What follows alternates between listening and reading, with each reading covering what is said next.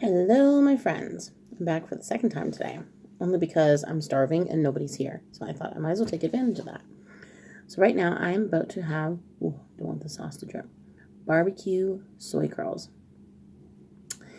I made this on Wednesday for our party, and it tastes even better as leftovers.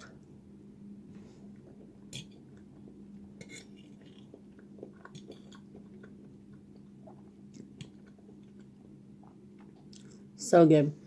If you never had soy curls, I wish I had a package with me so I could show you. They come dehydrated.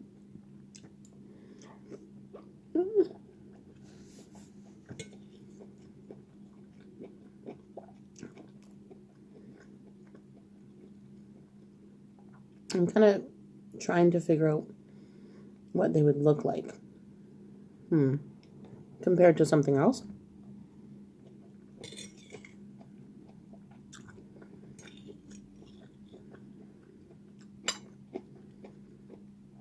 Anyway, more lemonade.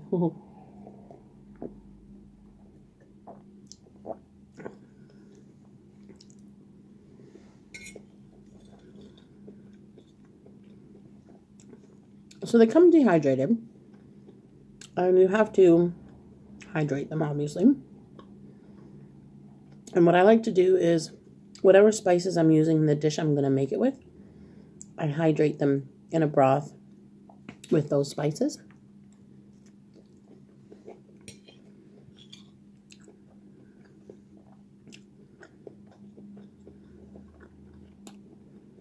Like string of pepper.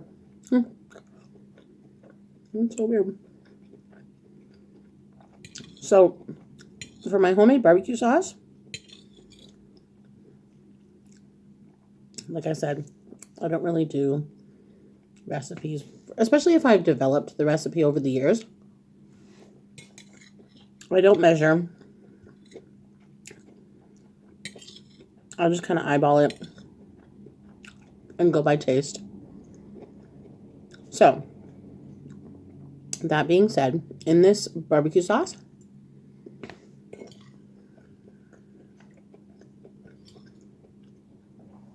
there's ketchup, gluten-free tamari,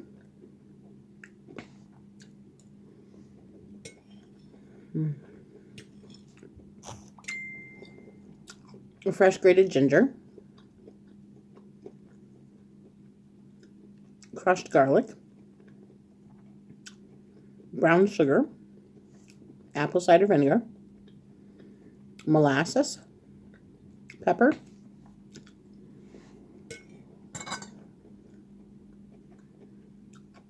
I think that's it. What I usually do is soak the soy curls the night before. So for this, and liquid smoke in the barbecue sauce, sorry. So, when I was soaking the soy curls, I put liquid smoke, tamari, garlic, onion. I think that's it. And ginger.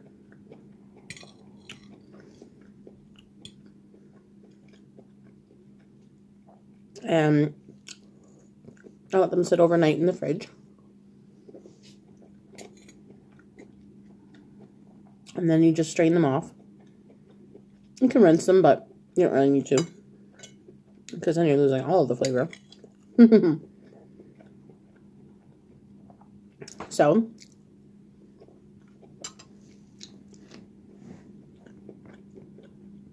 the package of the soy curls is about this big.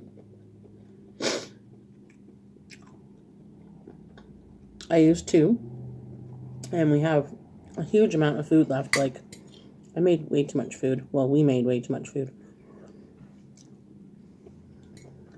I'll tell you all that we made in a second. So,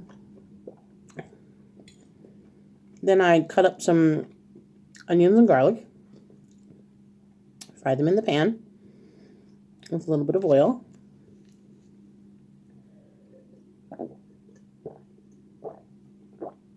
I forgot about my straws today. And then I put in my soy curls. Heat them up. They really absorb more flavor if they're hot. Like if the broth is hot.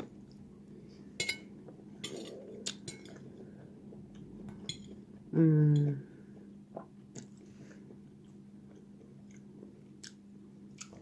then I pour in the barbecue sauce. I usually make it in a 4-cup measuring cup. The sauce is probably, by the time I'm done, it's about 3 cups for 2 packs.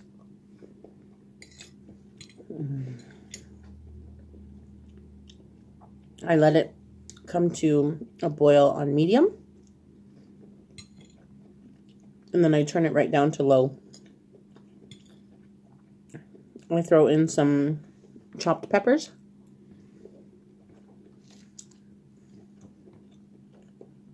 A chopped carrot. And then you let it simmer for at least half an hour.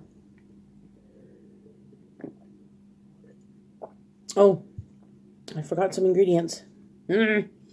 Apple juice and water in the barbecue sauce. So, if you're making it in this jar, ketchup would be about 1/3 of the way up the jar. Wow, that really went bright. Ketchup would be about 1/3 of the way up the jar. And then tamari, brown sugar, garlic, ginger, apple juice,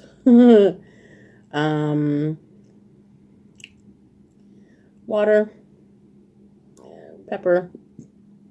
It would go right to the top by the end. So, I mean, I just kind of eyeball it, like I said. I've been doing it for years. We developed the recipe. I don't know if anybody out there knows Bourbon Street Grill. Man. So, before I was vegan, I used to go to Bourbon Street Grill. And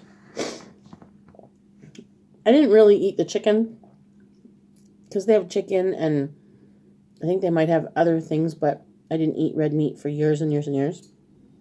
So I would have chicken every once in a while and I would have fish.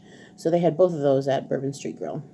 So I most of the time would order a bunch of vegetables and then this Bourbon Street rice. And it was so good. It had this sweet, smoky barbecue sauce. And I was determined to make it vegan because I wasn't sure what was in it. I thought that there was kind of chicken stock or something. So I started Googling recipes and came up with this concoction over the years, and I've just gradually added to it. And pretty perfect right now. Did I say molasses in that jar? I don't think I did. So,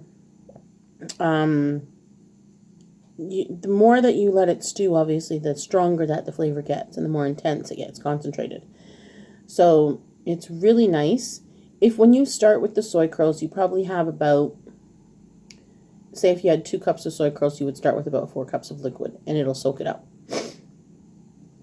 And then you just can serve it with anything. I mean, as a side, right? Or as a main, actually, I guess, because it's considered your protein. So the tofu soy curls are made, not tofu soy, just soy curls, are made from a company called Butler's, Butler''S. They're in the States somewhere. And we buy it here at the Big Carrot in Toronto, which is just up the street.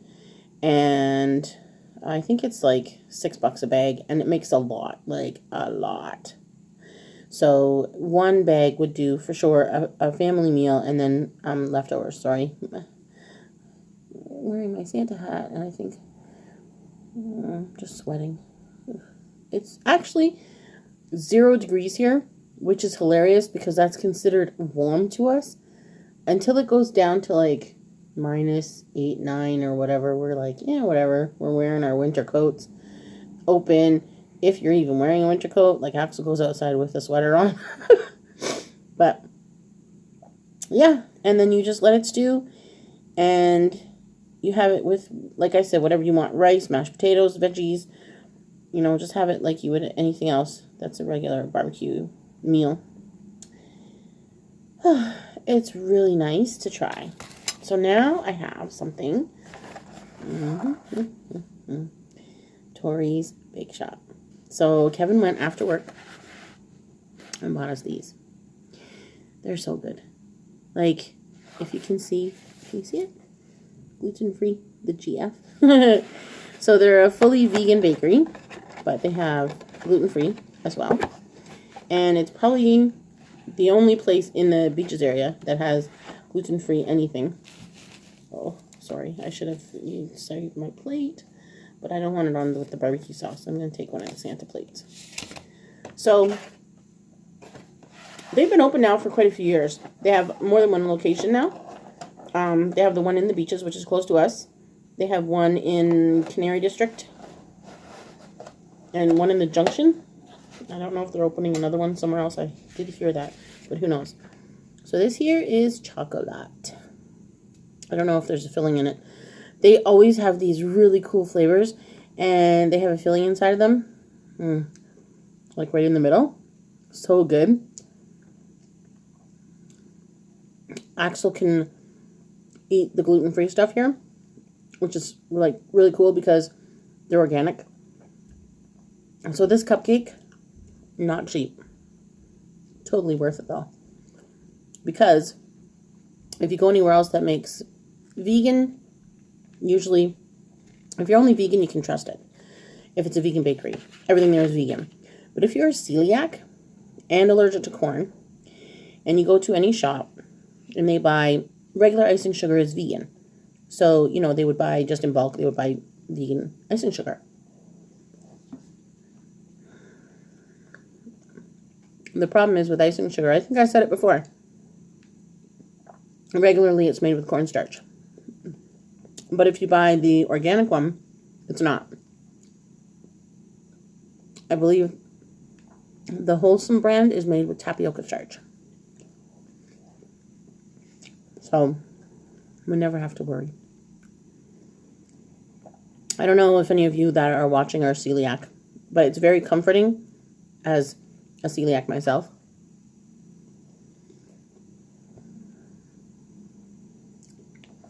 To go to a restaurant, cafe, wherever you're going, and feel like they know how important it is to not cross-contaminate our food.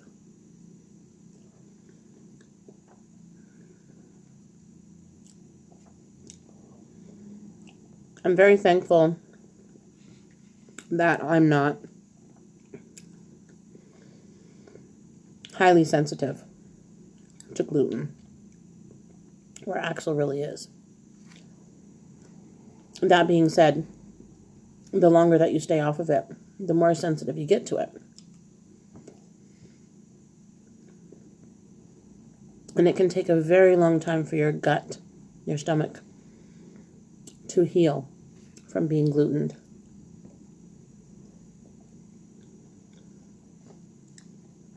For those of you who don't know what celiac is, it's an intolerance to anything related to wheat, gluten, rye, barley, oats, and triticale. So,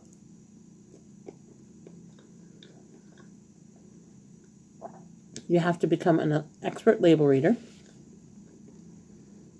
Thankfully, in Canada, we have very strict laws when it comes to labeling our foods. And you cannot have wheat in a product without it being on the label. So, even if there's a slight chance, it has to say can contain or may contain, sorry. So it's really important to us, to our health. So, I don't think the video loaded the other day where I was talking about Axel's health scare. So, a week ago today, it happened. He had a severe allergic reaction to probably dust and had an asthma attack. And we ended up in an ambulance, going to the hospital, and he was there for a couple of hours. First thing the ambulance driver obviously asks is, do you have any allergies? Yes, Tylenol. Did you touch it? No. What else? Wheat, barley, rye, oats. Is there any chance that you could have been cross-contaminated? Possibly. I mean, there's always a possibility. For one, he has a pet rat. So the rat food, I believe, contains wheat, because usually they use it as a filler in animal food. So also, my husband is not gluten-free. So we had to say yes, because obviously sometimes he'll have bread or he'll have crackers or vegan products that have gluten in it still. So the ambulance driver advised us that it would be a smart idea for us to make the home gluten-free. So we did. That very moment, I texted Kevin and I said, okay, that's it. I'm sorry. I love you, but, you know, this is a scare. And seeing his chest heave in and out and gasping for air, he was white as a ghost, was scary as hell. I don't ever want to experience that again. And another side effect of celiac is that your body goes into high gear as far as any sensitivities go. So you can have a slew of other things that you're very sensitive to, be it with Axel, it's corn. So I had to research all of that and why it was happening. And it's because a corn DNA cell is almost the exact same makeup as a wheat cell. So our body just thinks that it's being glutened because it's considered a maize gluten. So he has to steer clear of corn. I don't have that. I love corn. So another thing is skin breakouts. So I'm not sure if the lighting in here will show it, but in between my fingers and trying to show in the light there. Now I have chocolate icing on my fingers, so I gotta wash my hands. And my skin is very scaly and dry. And then I have, pretty sure you can see it, I have a mark on my hand from years of this happening, where my skin up here is completely fine. Down below, not so fine. It gets scaly like a snake. It hurts to the point where sometimes I rock when I'm in pain, and I've tried everything. I don't like to take the creams that the doctors prescribe because they're steroids, but this year it is actually really bad, and I am considering going to the doctor for it. I have used, the only thing that I used this year was this, my friend made me some salve, homemade salve, and I was putting that on it, but it worked for the last year, but all of a sudden this, for some reason, is not going away this time. And it's hurting. On Wednesday night when I was doing the dishes, it happened. So sometimes hot water, for some reason when I'm doing the dishes, hot water makes it react. And I start feeling intense pain and stinging as if my hands are on fire. And then when I take my hands out of the water, I see the blotches and they start crawling up my hand. And instantly, I'm like, ugh. I know I'm going to be in pain for the next couple of days. So I put the cream on right away, and it didn't help. I was like, oh, great. So then, yesterday, I decided to try this colloidal silver spray that I had bought a couple of years ago at the Big Carrot Apothecary. And it seems to have helped because my fingers were really swollen. Like, now there's space in between. There was hardly any space in between them at one point on Wednesday. That's how swollen they were. And, like, they were up, like bumps, I guess you could call it. It was bad. So it doesn't hurt as much today to bend my fingers, but I'll hear when you bend, it just stretches and pulls, and then it breaks open again, and it hurts. So it's a never-ending cycle. I'm going to try tomorrow to go and get some cotton spa gloves from the drugstore. I'll spray the colloidal silver, and then I'll wear the cotton gloves at night, and that does help. So, anyway, the life of a celiac. Alright, guys, I hope you enjoy this video. Thank you for those that are subscribing. And I messed up again when I was talking about people who I watch. I forgot so many people, of course, because there's just a lot of people to mention. Nina Unrated Eats, Sunsets and Samosas, Mang Chi. She doesn't do very many vegan recipes, but I just veganize everything no matter what. Star Brady, Pikachu. I think that's it for now. So, hi everyone. You guys are awesome and you inspire me. I will see you maybe tomorrow. Good night, guys. Keep smiling. Love you.